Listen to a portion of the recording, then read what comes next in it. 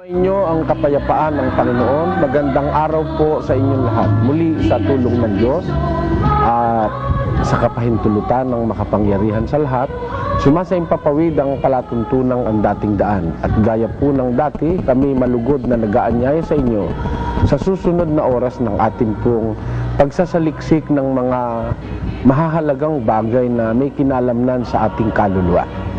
Ang palatuntunang ito ay nagsisikap na sa tulong ng Diyos ay maging kasangkapang tagapagtuwid ng mga maling pananampalataya na lumalaganap sa ating panahon. Tayo po ay hindi nagkakaila. Pinupunan natin ang iba't ibang mga kamalian sa pananampalataya upang ang mga taong naliligaw ng landas ay muling mabalik sa landas ng katotohanan na ibig ng Diyos na malakaran ng ating mga pagkatao. Samantala, atin pong ipagpapatuloy ang pagtalakay natin dito sa ating tinatapik pa ring mangangaral kasi for some time now, siguro mga 6 months na tayo ngayon, na ang ating pong laging topic ay ukol sa mangangaral para ang ating mga kababayan na inaakay ng iba-ibang klase ng mangangaral sa ating panahon, mabuksan ang kanilang mga kaisipan sa pagkilala nila sa mangangaral na kanilang sinasamahan. At nitong nakakaraang mga 3 linggo, ating tinatalaka yung mangangaral na babae na namumuno sa relihiyon. Yung namumuno. Napag-aralan natin, hindi naman masamang ang babae magsalita mangaral. Ang masama para sa Biblia, unang Timoteo 2:11 hanggang 12, ang masama ay yung ang babae ang puno mismo sa relihiyon. Pero kung halimbawa ang namumuno ay lalaki, ang babae katulong sa pangangaral, yun po'y ayon sa sinasabi ng Biblia, hindi naman yun mali dun sa tunay na relihiyong nasa Biblia. Ngayon, pag ang isang relihiyon, babae mismo ang namumuno, nagtuturo, yan po hindi sa Diyos, sapagkat ay direktong lumalabag sa sinasabi ng banal na kasulatan. At ibig ko pong basahin ng talatang ibinigay ko sa inyo dito sa unang Timoteo Kapitulo 2, versikulo 11, ganito ating mababasa mga kababayan. Ang babae mag-aral na tumahimik na may buong pagkapasakop, ngunit hindi ko ipinahihintulot na ang babae ay magturo ni magkaroon ng pamumuno sa lalaki kundi tumahimik, sapagkat si Adam ay siyang unang nilalang saka si Eva. Ito po'y maliwanag na katwirang sinasabi ng apostol na si Pablo na hindi niya ipinahihintulot ang wika na ang babae magturo o magkaroon ng pamumuno sa lalaki kundi tumahimik. Anong dahil? Anong dahil? Sapagkat si Adam ang wika, ang unang nilalang at saka si Eva. At ang lalaki, si Adam ay hindi nadaya, kundi ang babae nang madaya ay nahulog sa pagsalangsang. Yan po ang ating nabasa. Kaya, ang aking pangako sa inyo, aalamin natin yung mga relihiyon at mga iglesyang ang namumuno ay babae. Ang nagtuturo ay babae, para kayo mayroong guide sa pagkilala sa mga relihiyong inyong sasaniban o sasamahan. Kahit na hindi kayo sa amin sumama, mga kababayan, kaligayahan na ng aking kalooban na at least makilala nyo yung mali para mabawasan ng puwersa yung mali at ang makapamayani sa ating mundo'y yun tama. Kasi po, pag wala ng kikibo at pupuna sa mga kamalian sa relihiyon, tuloy-tuloy na lang na madadaya ang ating mga kababayan. Gaya ng nangyari sa panahon ng ating Panginoong Jesus. Dinatnan po niya ang Israel na nasa ilalim ng panluloko, tandaraya ng mga iskrib at mga fariseo na nagpapakunwaring mga mangangaral ng Diyos. Kaya ang kanya pong ministry, inihayag niya yung mga maling ginagawa nitong mga dinatnan niyang mangangaral para ang tao ay maialis yung mga sumasampalataya sa kanya sa kamalian. Ngayon po ay akin pong napili na unahin nating pag-aralan ang isang relihiyong tanyag na pinangunahan at pinamunuan ng isang babae. Ito'y ang Seventh-day Adventist Church. Ito pong Seventh-day Adventist Church ay ipinundar o itinayo ni Ginang Ellen Goldwhite, lalong kilala sa tawag na Ellen G. White. Ito pong si Ellen G. White ang kinikilala nilang founder, kinikilala pa nilang puwersa sa pagkakatatag ng kanilang relihiyon. At higit sa lahat, ito pa ang kanilang propeta na sinusunod sa buong panahon ng Seventh-day Adventist Church. Meron ba tayong pruweba sa ating sinasabi na si Ginang Ellen G. White ang kinikilala nilang nagtayo ng kanilang relihiyon? Dito po sa isang talata o sa isang pahina ng kanilang libro, at ito po'y Seventh-day Adventists Believe, a Biblical Exposition of 27 Fundamental Doctrines of the Seventh-day Adventist Church. Ang sinasabi nila kung sino ang nagtayo nito, eto po, sa pahina 226, ganito ang ating mababasa sa kanilang aklat. Hindi ho paninira ito, mga kababae. Inuulit ko, wala tayong anuman laban sa mga Sabadista. Mayroon po akong mga kaibigan Sabadista. At sila na may kung pag-uusap ay panlaman ay mababait naman sila. Ano ho? Mas mababait naman sila kaysa dun sa ibang maliring iglesia dyan sa tabi-tabi riyan. Ngayon, itong mga Sabadistang ito, ang hindi nalalaman ng kanilang mga miyembrong ordinaryong miyembro dito sa Pilipinas, itong sinasabi ng kanilang aklat. Ito ho, ating mababasa sa pahina 224 ng kanilang 27 Fundamental Doctrines. Dito po sa bandang ibaba, ganito ang nakasulat. The gift of prophecy was active in the ministry of Ellen G. White, one of the founders of the Seventh-day Adventist Church. Ayan. Napansin nyo, ang kanilang claim na inaamin ng kanilang libro, Ellen G. White is one of the founders of the Seventh-day Adventist Church. By implication, makikita ninyo na lumalabas maraming founders itong Seventh-day Adventist Church. And one of the founders of the Seventh-day Adventist Church is Mrs. Ellen G. White. Ngayon, what kind of a founder is Mrs. Ellen G. White? Being one of the founders, how influential is Mrs. Ellen G. White to the founding of the Seventh-day Adventist Church? Ito po. Her influence shaped the Seventh-day Adventist Church more than any other factor except the Holy Bible. Ito po. Inaamin ng kanilang aklat na ang influensya raw ni Mrs. Ellen G. White ay siyang humugis sa pagkakatatag ng Seventh-day Adventist Church o yung Iglesia Sabadista more than any other factor except the Bible.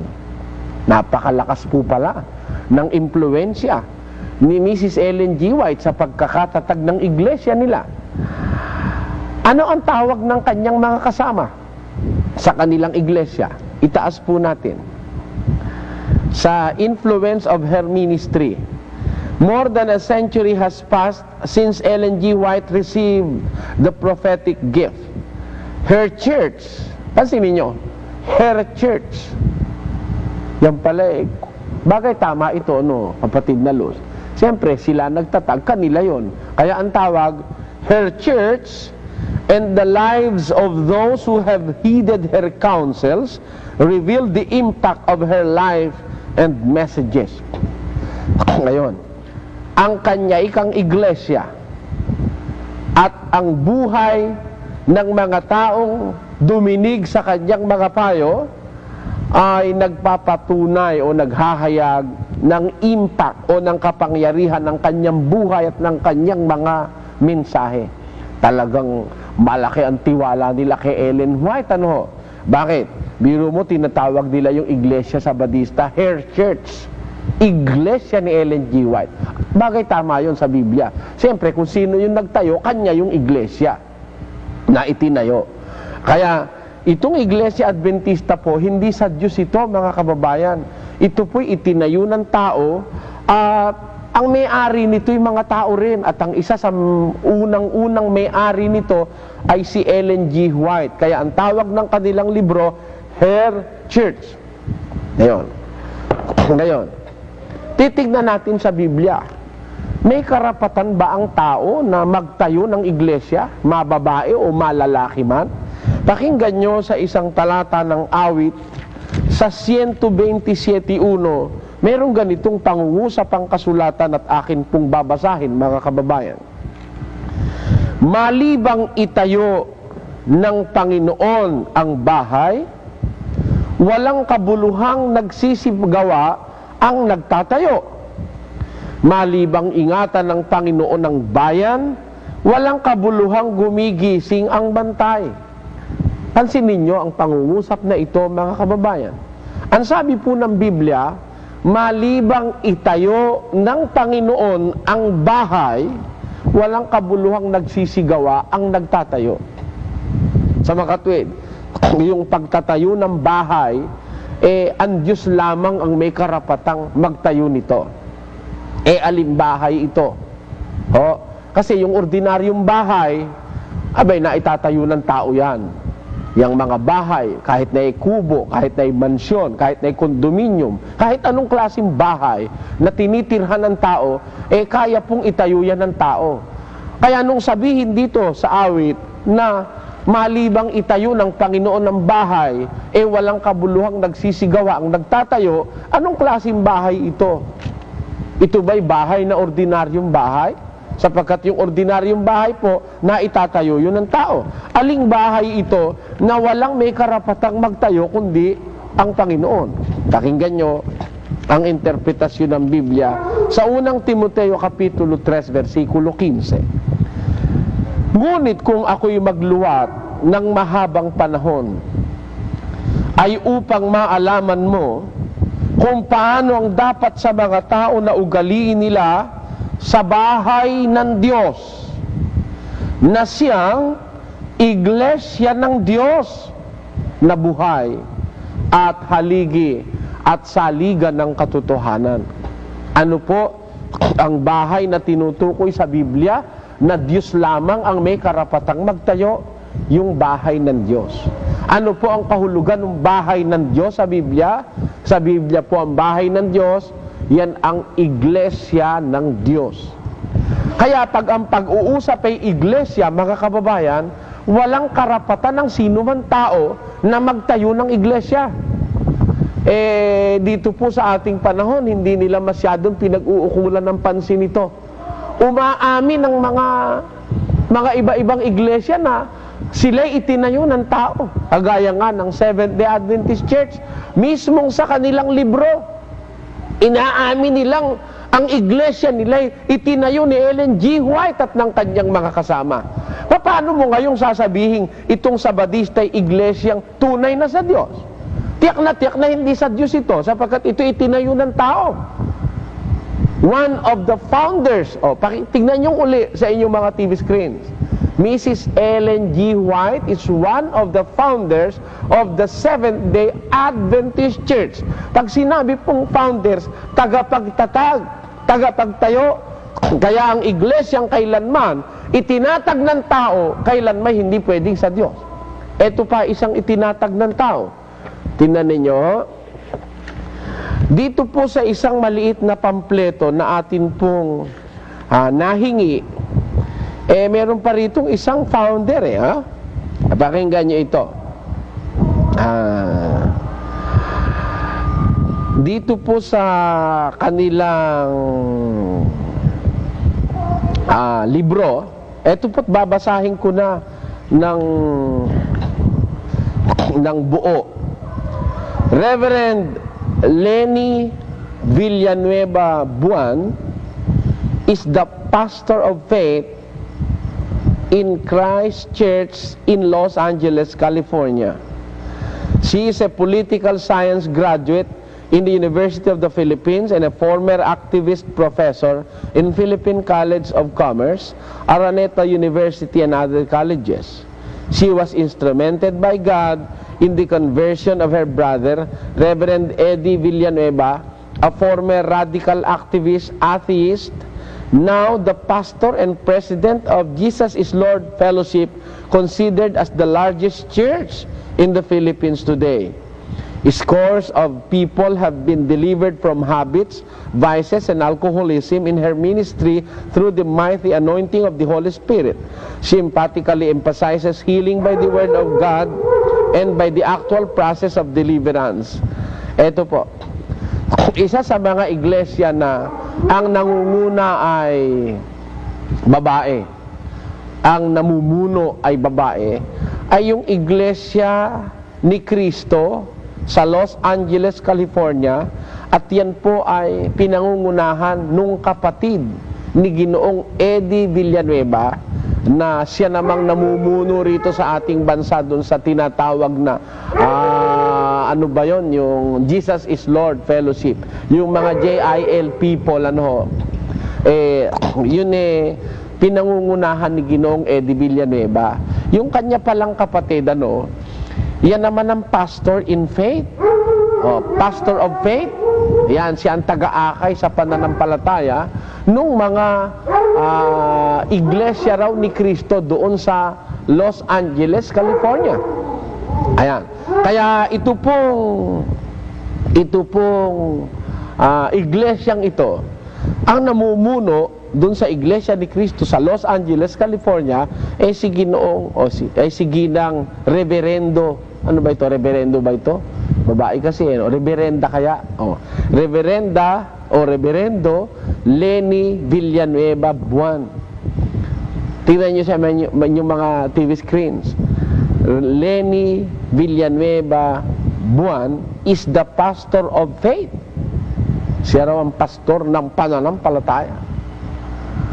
Sa bagay, sa tunay na iglesia ang pastor ng pananampalataya si Kristo. Pakinggan nyo. Pinalitan niya lumalabas kasi kanila namang iglesia yun Sila nagtayo nun. Eto, pakinggan nyo kung sino ang pastor sa pananampalataya sa tunay na iglesia. Minsan yung ibang mga tao inaagawan si Kristo ng ng kanyang karapatan Eto na siya rin ang nagdala ng ating mga kasalanan sa kanyang katawan sa ibabaw ng kahoy, upang pagkamatay natin sa mga kasalanan ay mga buhay tayo sa katwiran, na dahil sa kanyang mga sugat ay nagsigaling kayo. Ayon, ito ang tinutukoy po si Kristo. Sapagkat kayo'y gaya ng mga tupang nangaliligaw, datapwat ngayon ay nangagbalik kayo sa pastor at obispo ng inyong mga kaluluwa. Sino po ang tinutukoy dito ni San Pedro na pastor at obispo ng kaluluwa ng pananampalataya ng tao? Walang iba kundi si Kristo, na siyang nagdala ng ating mga kasalanan sa ibabaw ng kahoy sa krus. Nakalulungkot na sabihin, may mga umaagaw na sa karapatan ng ating Panginoong Hesukristo bilang pastor ng kaluluwa at ng pananampalataya. Kaya, yun mga iglesyang itinayo ng tao, mga kababayan, hindi sa Diyos yan Natural, makikita mo, mali ang pananampalataya niyan. Mali ang aral na itinuturo niyan. Ayan. Kasi bawal sa tao magtayo ng iglesia kaso ba naman itong si Ellen G. White nagtayo? At pati itong si Ginang Buan, siya rin pala ang pastor ng pananampalataya doon sa Iglesia ni Cristo sa Los Angeles, California. Ngayon, hindi lang po yan. Meron pa ibang mga nagtayo ng iglesia nila, kagaya ng Iglesia ni Cristo ni Ginoong Felix Manalo. Tingnan ninyo ang kanilang rehistro. At inaamin nila rito na si Ginoong Manalo at ang kanyang mga kasamahan ang nagtayo ng kanilang iglesia. Ayon sa kanilang rehistro, that the founders of this society are the following: Felix Manalo, residing in etc. etc. etc. Tingnan nyo sa inyong mga TV screens. The founders of this association, organization, or society, ang nagpundar, nagtatag, nagtayo ay ang mga sumusunod, si Ginoong Manalo, si Ginot Ganire, etc. etc. Kayo na po ang bumasa sa inyong mga TV screens. Kaya itong Iglesia ni Cristo na natatag dito sa Pilipinas, ang nagtayo rin tao, mga kababayan. Samantalang inuulit ko ang sabi ng Biblia, malibang itayo ng Panginoon ng bahay, walang kabuluhang nagsisigawa ang nagtatayo. Ang bahay na tinutukoy na ang Panginoon lamang ang may karapatang magtayo, walang iba kundi ang Iglesia. Unang Timoteo 3:15. Iglesia, ang bahay ng Diyos, ang Iglesia ng Diyos. Kaya po, pagdadating na sa Iglesia, walang karapatang ang tao'y magtayo ng kanyang sariling Iglesia. Ang ating puntungkulin sa ating panahon, hindi tayo magtatayo ng Iglesia, kundi aanib tayo, sasanib tayo doon sa iglesyang naitayo na ng una. Pakinggan nyo. Dito sa isang talata ng aklat ng Efeso, Kapitulo 3 at versikulo 6, ganito po ang sinasabi ng kasulatan. Na ang mga hentil, ayan, yung po salitang hentil, yun ay labas sa Israel. Labas dun sa mga unang lingkod ng Diyos. Kaya po tayong mga Pilipino, klasifikado tayo, ayon sa Biblia, kabilang tayo sa mga hintil. Ngayon, yung mga hintil ang wika ay mga tagapagmana at mga kasangkap ng katawan. Tayo pong mga hintil, kumbaga meron pong katawan, sasangkap na lang tayo ron. Hindi tayo gagawa ng sariling katawan. Ang sabi sa Biblia, ang mga hintil tagapagmana, kasangkap ng katawan. Bago po natin ituloy ang talata, kunin muna natin ang kahulugan ng katawan na sasangkapan ng mga hintil na kagaya natin. Dito po sa Colosas 1:18. At siya, si Kristo po ang tinutukoy, at siya ang ulo ng katawan sa makatwid bagay ng iglesia. Alin po yung katawan na sinasabi sa Biblia? Yun ang iglesia. Ang mga hintil na kagaya natin, hindi tayo dapat magtayo ng iglesia. Hindi tayo dapat magtayo ng sariling iglesia. Ang sabi sa Biblia, ang mga hintil, mga tagapagmana. Meron tayong karapatang magmana ng buhay na walang hanggan. Paano tayo magmamana? Magiging kasangkap tayo ng katawan o ng iglesia. Kaya may iglesia na, may katawan na, sasangkap na lang tayo dun sa katawan o iglesia. Kumbaga may bahay na, hindi na tayo magtatayo ng bahay, papasok na lang tayo at maninirahan dun sa bahay ng Diyos na siyang iglesia ng Diyos.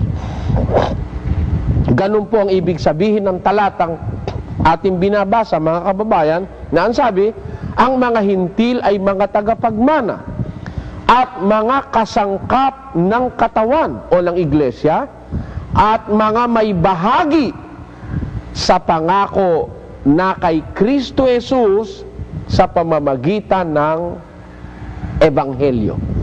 Kaya sa pamamagitan ng nakasulat na aral ng Ebanghelyo, sasangkap tayo, aanib tayo sa iglesyang nasa Biblia, at yun po ang iglesia ng Diyos.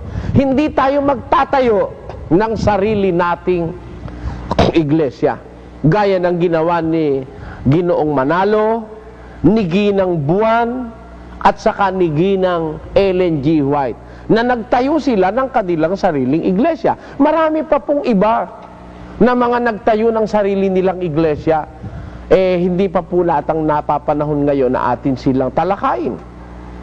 Pero napakarami pong mga pampleto at mga aklat na naipon ko na nagpapatunay na yung kanilang mga iglesia ay tayo ng kanilang mga sarili. Kagaya halimbawa nung iglesia ni Ginoong Periol.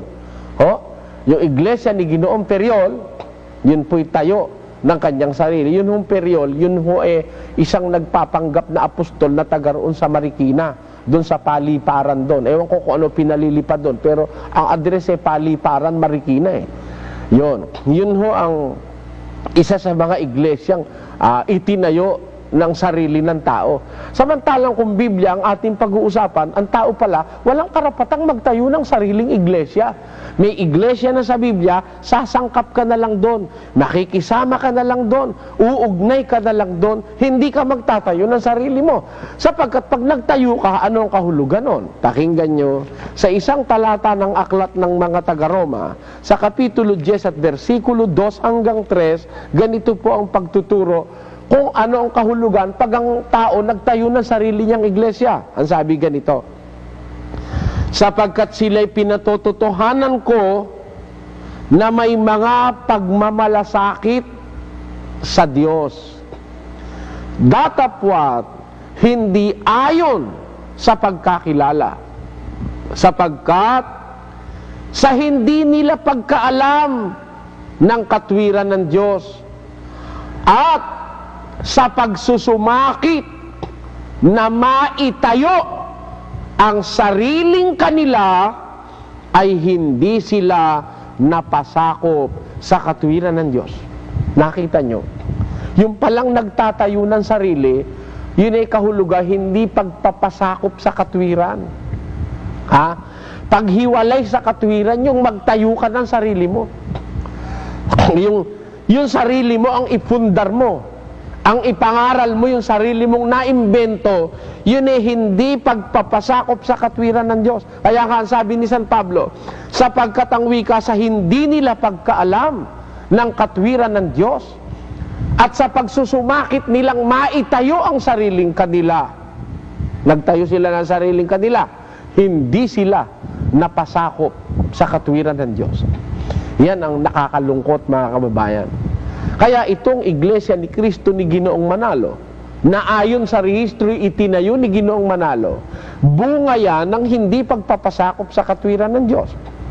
Itong iglesia ni Ellen G. White, na iglesia Sabadista, na ang tawag dyan na Iglesia Adventista del Septimo Dia, yan o itayo ng tao. Inaamin ng kanilang librong nagtayo niya na si Ellen G. White at ang kanyang mga kasama. Itong iglesia ni Cristo sa Los Angeles, California, na ang pastor of faith si Lenny Buwan, babae, yan po hindi rin sakop ng katwiran ng Diyos, mga kababayan ko na nakikinig ngayong hapon. Kaya, o ngayong araw na ito. Kaya tayo po dapat mag-iingat. Pagka ang isang iglesia, inaaminan nilang sila'y tayo ng tao, huwag na kayong mangangahas, kumatok man lang sa pintuan ng kapilya ng ganyang mga iglesia sapagkat ililigaw po kayo. Kaya kita nyo, itong tayo ni Ellen G. White, sa pangalan pa lang malina. Pangalan pa lang pangalan pa lang malina. Bakit? Eto, isang usapin nito sa pananampalataya. Yang pangalang itinatawag sa samahan, isa po yan sa doktrina sa Biblia. Yung pangalan. Akala nung iba, kahit ano gusto niyang itawag, pwede na. Agaya nung Rose of Sharon Fellowship, The Word of Truth Fellowship, Jesus is Lord Fellowship. Akala nung iba, kahit anong magustuhan niyang ipangalan, pwede na. Sa Biblia, hindi po ganon. Pakinggan niyo. Sa isang talata ng unang Korinto, sa kapitulo 4 at versikulo 6, ganito ating matutunghayan, mga kababayan. Ang mga bagay ngang ito, mga kapatid, ay inianyo ko sa halimbawa sa aking sarili at kay Apolos dahil sa inyo, upang sa amin ay mga tuto kayo na huwag magsihigit sa mga bagay na nangasusulat. Paano po ang pagkatuto sa pananampalataya na itinuturo ng kasulatan? Ang sabi ng mga apostol, sa amin, sa mga apostol, matuto kayo, ang wika nila, na huwag magsisihigit sa bagay na nangasusulat. Kaya, kung meron tayong matututunan by faith, hindi kailangang yung ating matututunan sa pananampalataya ay lagpas o labis o higit sa bagay na nakasulat. Ang lahat ng aral na nararapat matutunan ng tao, ipinasulat ng Diyos. Kaya, kailangan nakasulat. Yun hong Iglesia Adventista del Septimo Dia, kahit ho sa Henesis hanggang Apokalipsis, lalusin ninyong basahin. Wala ho kayong mababasang Iglesia Adventista del Septimo Dia, pangalan ng Iglesia sa Diyos. Wala po. Ang sa Diyos po, ang nakalagay, Iglesia ng Diyos kay Kristo Jesus. Yun ang pangalang nababasa sa Biblia. Iglesia ng Diyos kay Kristo Jesus. Pakinggan nyo't babasahin natin. Dito sa unang Tesalonica Kapitulo 2, versikulo 14, ganito po ang nakasulat, mga kababayan. Sapagkat kayo, mga kapatid, ay nagsitulad sa mga iglesia ng Diyos na nasa Judea kay Kristo Jesus. Ngayon, Iglesia ng Diyos kay Kristo Jesus.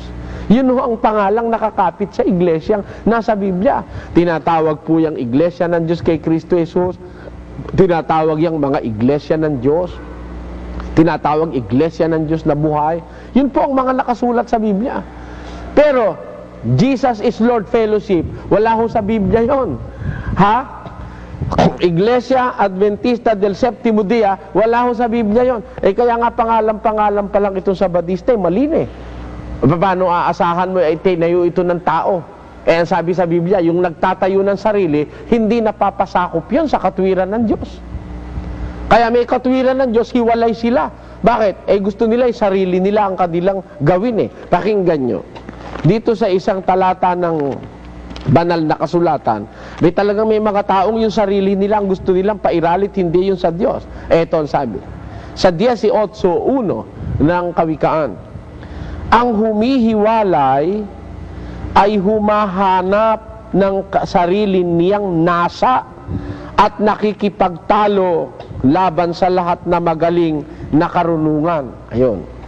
Yun ay kang humihiwalay, humahanap yun ng sarili niyang nasa at nakikipagtalo siya laban sa lahat ng magaling na karunungan. Kaya po yung mga nagsihiwalay sa paraan ng Diyos, nagtayo ng kanilang sarili, yun nakikipagtalo sa karunungan ng Diyos yun eh.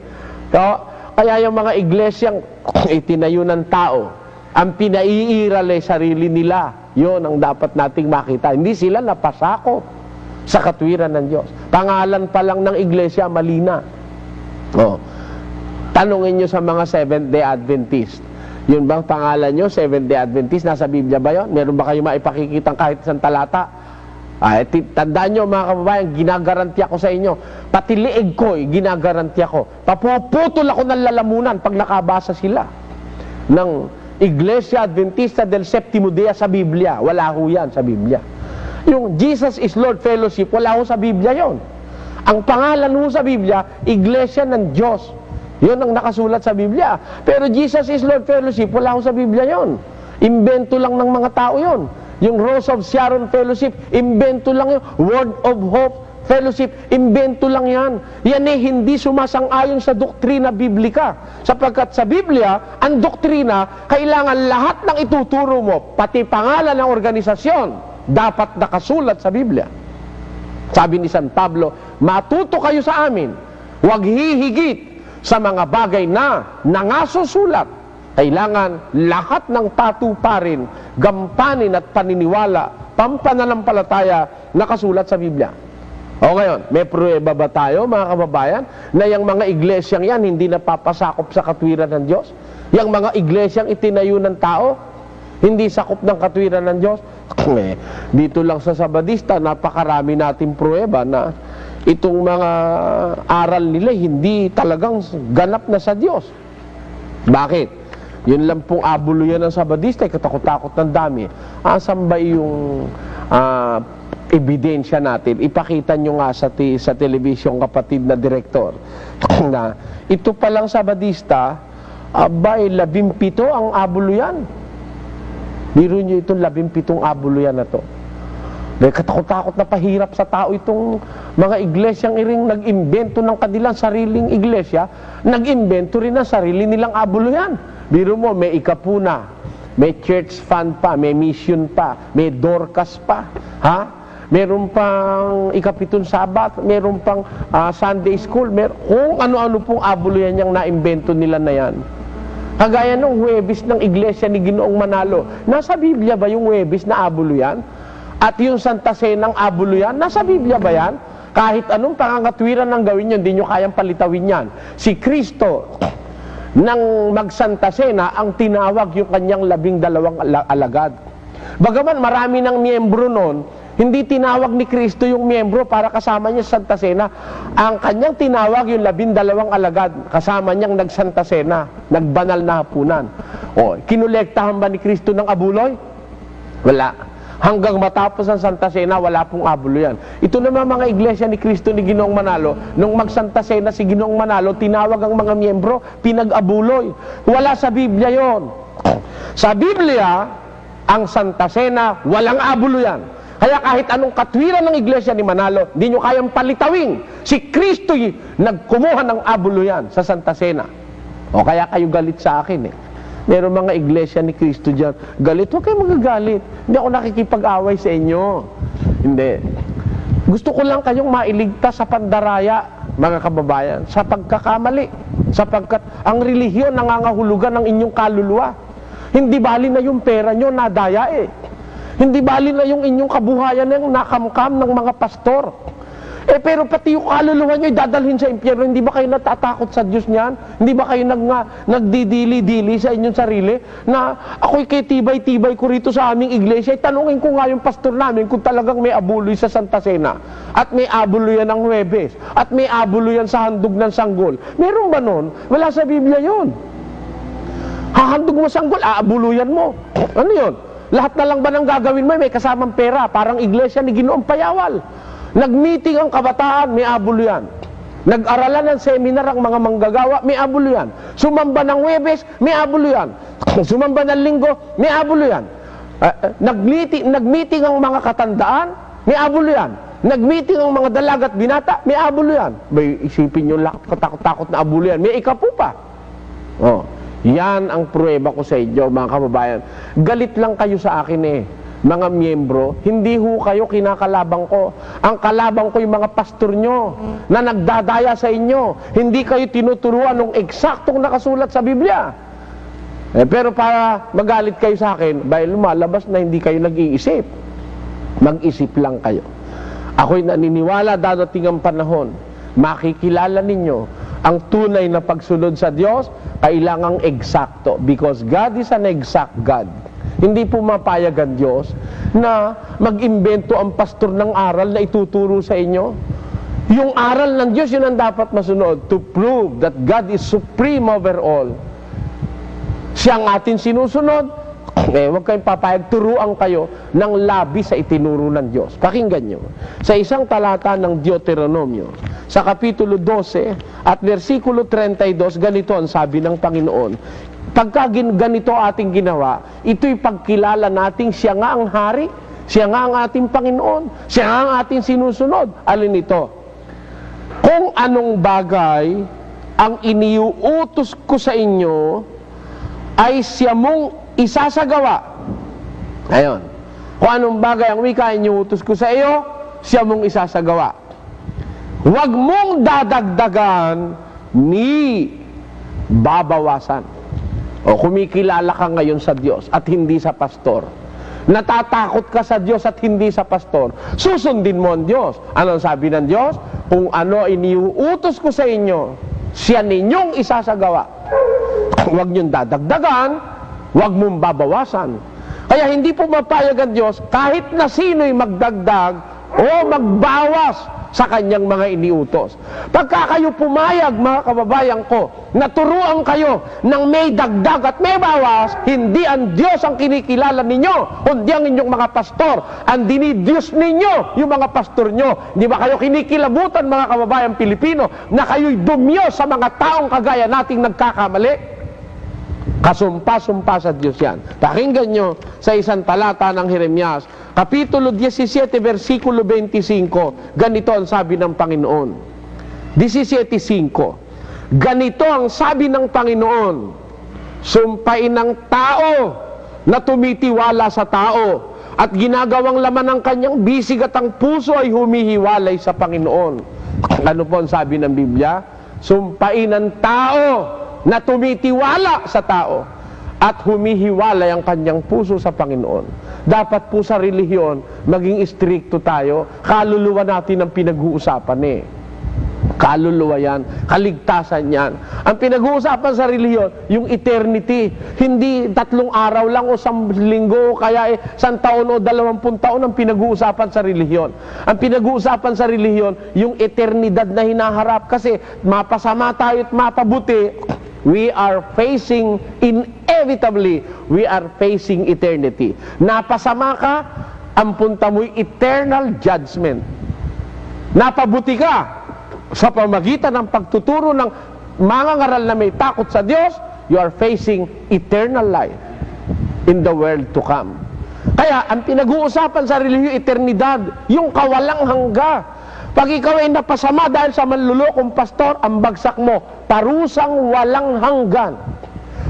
Buhay ka rin doon, kaya nga lang nasa parusa kang walang hanggan. Ngayon, kung ikaw na may naakay ng mga ngaral na naturuan ka ng pagkatakot sa Diyos sa lahat, ang haharapin mo'y ligayang walang hanggan sa buhay na walang hanggan. Kaya, dapat niyong maintindihan mga kababayan, na kung ako man ay nagkakaganito, kung minsan sabi nung iba, nanggagalaiti raw si Soriano, tama ho yun.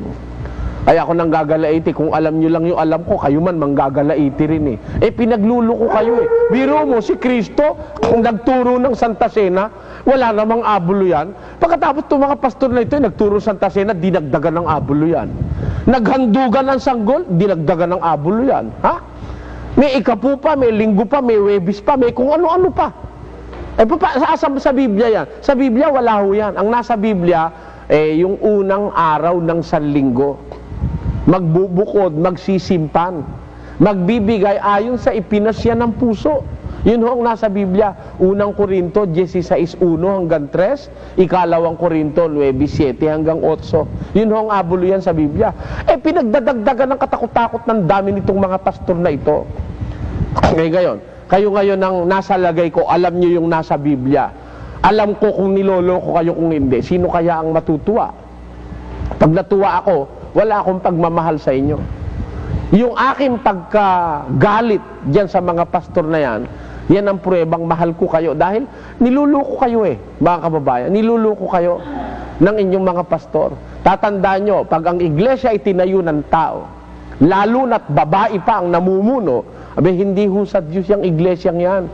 Bawal ng Diyos yung babae mamuno sa relihiyon. O kagaya nitong Seventh-day Adventist na itinayo ni Ginang Ellen G. White. Dito mapapansin nyo, ang iglesyang ito, mali Mali. Bakit? Pangalan pa lang mali. Puntahan natin ang lalong malalalim na turo niyan. Isa sa napansin kong turo ng Seventh-day Adventist, madaling-madali nyong makikitang mali. Eto't babasa ako ho.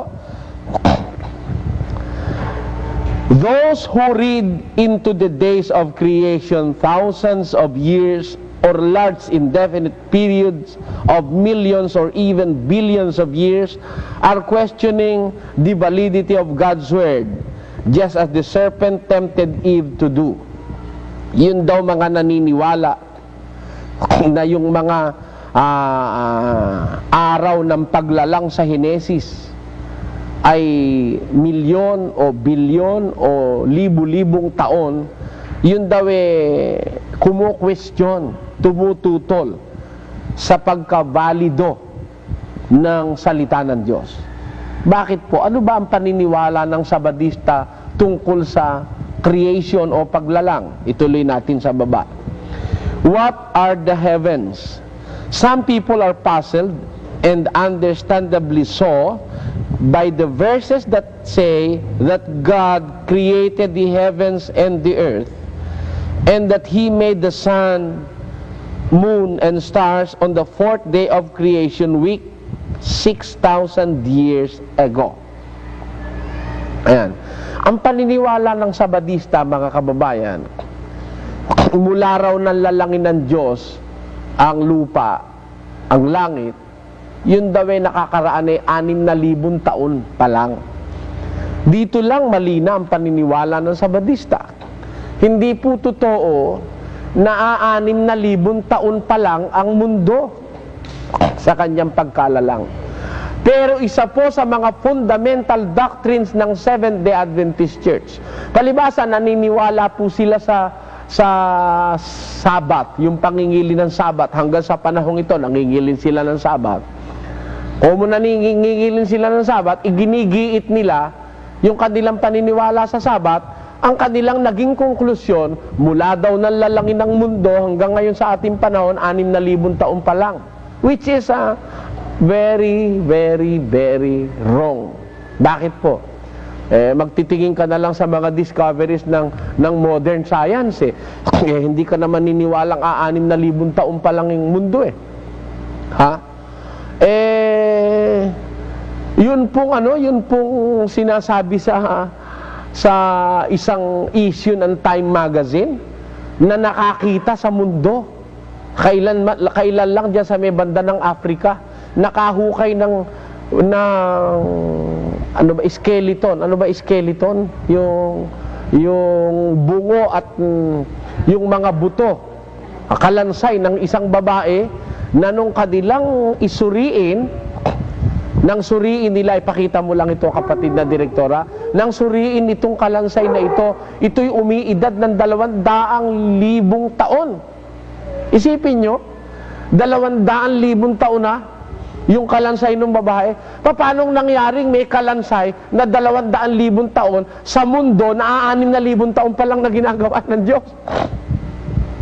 Kaya yung paniniwala ng Sabadista na yun daw mundo'y 6,000 taon pa lang nalalalang, mali na yan . Mali po yan. Biblically, scientifically, patutunayan po nating mali yan, mga kababayan. I for one believe that the earth existed some millions of years ago. Probably even billions as scientists claims. Bakit? Tingnan ninyo. Yun yung mga dinosaurs. Yung mga dinosaurs na isang klase ng hayop na nabuhay dito sa mundo, ang sabi ng mga siyentipiko, milyon-milyon taon na raw nakakaraan nung mabuhay yung mga dinosaurs na yon. Yung mga dinosaurs, malalaking hayop, at meron naman pruweba, nakahukay ang arkeolohiya ng mga kalansay ng dinosaurs. At nang ito'y kanilang isubject sa carbon dating, nang kunin nila ang edad nito sa magitan ng isang makabagong pamamaraan na tinatawag na carbon dating, umiidad ang dinosaurs ng millions of years ago.